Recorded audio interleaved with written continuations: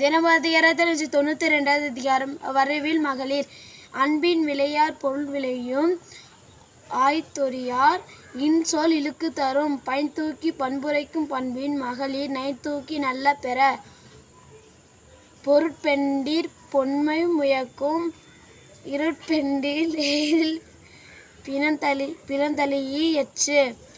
பொருட்பொருளும் பொருள்பொருளார் புனலும் தோயார் அருள்பொருள் ஆயும் அறிவினவர்.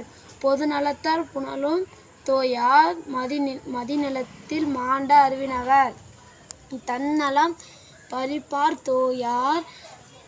தோயார் தகைச்செருக்கி புன்னலம் பார்ப்பார் தோல்.